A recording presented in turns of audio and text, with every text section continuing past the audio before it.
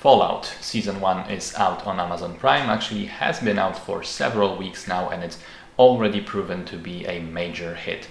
8 episodes around 1 hour each, developed by Jonathan Nolan, starring Ella Purnell, Aaron Moten, Walton Goggins and Moises Arias. It's based on the long-running classic video game franchise Fallout that goes back all the way to 1997, so almost 30 years now, when the first game came out. I played Fallout 1, 2, 3 and Fallout Tactics, enjoyed them quite a bit, so I'm very happy to say that the show is indeed excellent. I think it's really up there with The Last of Us in terms of great live-action video game adaptations.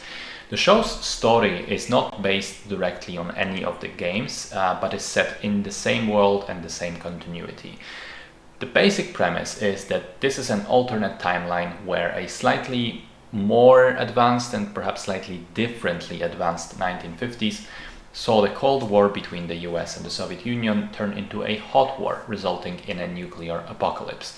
People who could afford it went into the vaults, giant nuclear shelters spread across America, designed to sustain human civilization until centuries later it will be safe to walk out and repopulate the Earth. The basic gist of all the games, almost all the games, and the show is that a vault dweller has to suddenly go out for some reason, and then they discover that life in the wastelands continued. Some people survived the apocalypse, some were mutated, some not. There are new dangers, new factions, new political entities, but it still is very much a living world, although it's much different and it has some really strange new rules. In the show, we follow Lucy from Vault 33, which in the first episode gets invaded by raiders from the surface. They end up kidnapping Lucy's father, who is the overseer of the vault, and she decides to go out, find him, bring him back. On the surface, her journey quickly converges with 2 other major characters. Maximus, a morally ambiguous squire of the Brotherhood of Steel, the militaristic, quasi-religious organization that uses powerful suits of giant armor to try and restore order to the wastelands. And the Ghoul, a mysterious mutated bounty hunter who apparently has been around for 200 years, ever since the apocalypse.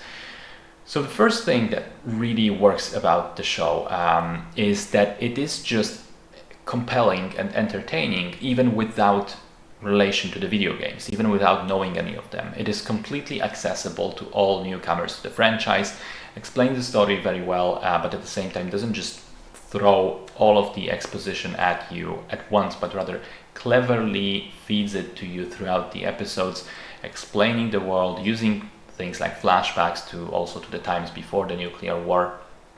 I watched it with my girlfriend who hasn't played any of the games. She enjoyed it as well. The story is interesting, a great mix of adventure, humor and post-apocalyptic mystery in a very brutal and bleak setting. The characters really well drawn. Lucy is the classic sort of capable but very naive, well-meaning protagonist who is faced to sort of deal with a reality that she's completely unprepared for and quickly learn to navigate it. Maximus is, I thought, really fantastically written as a kind of morally fidgety character who perhaps wants to become a noble knight, but is he really that noble? Are his actions noble? Are his motivations noble? Or does he just want glory for glory's sake? He's very unobvious, and I kind of like that. And then the Ghoul, which I think is everyone's favorite, wonderfully played by Walton Goggins, for whom this role was apparently specifically written. He's kind of a dark version of the Man with No Name from the Dollars trilogy, also mixed in with traces of Henry Fonda's character from Once Upon a Time in the West, in a way. So this kind of dark, brutal, kind of evil, but also has his own understandable motivations, cowboy guy. Great stuff right there. The show looks excellent, between the costumes, sets, practical effects like makeup and prosthetics, all the props like guns and suits of armor. It's really kind of tangible. It feels like you can touch all of that. It doesn't feel artificial and CG, so that's great. I love that most of the sets are really sort of impressively practically built. You don't feel that this was shot on a soundstage or on the volume like so many Marvel shows.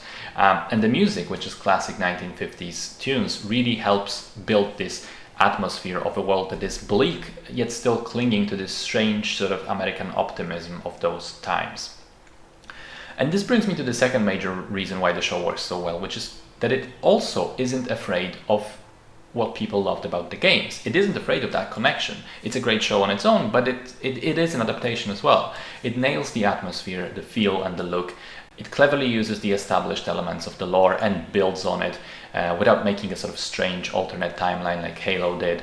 And crucially, like the games, it also features numerous detours and distractions from the main storyline in the form of unhinged side characters and wacky situations that our heroes keep accidentally falling into. That's very, very reminiscent of the dynamic of the games. I love that. Also, there's a very classic line associated with Fallout, war never changes. And credit to the show, because over the course of it, I sort of forgot about it, even though it's like one of the more recognizable elements of it.